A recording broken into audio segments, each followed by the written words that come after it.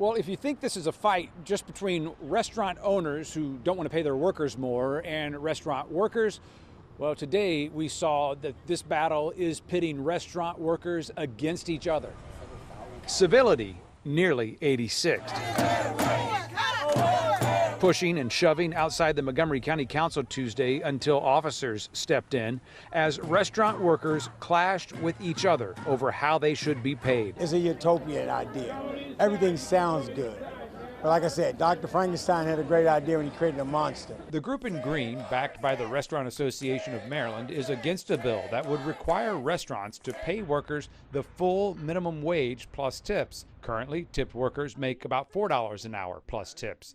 These servers and bartenders worry if their minimum wage goes up, prices and surcharges will too, which could lead to lower tips and less overall pay. I have 36 plus years. I've raised a family. I live in Montgomery County. I own a home in Montgomery County, okay? I know what this can do. Your tips are not going anywhere. This is just raising your minimum wage plus tips on top. The restaurant workers in pink say tips can be harder to come by for women of color and other minority workers.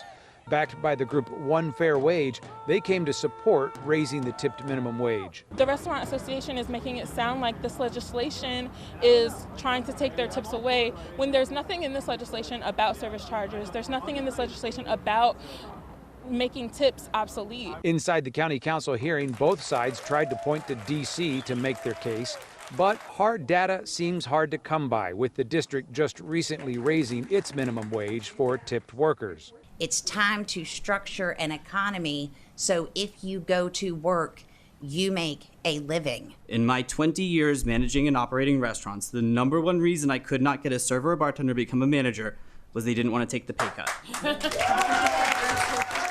The Montgomery County Council has a work session on this bill planned for January 18th, so we are still months away from a final decision.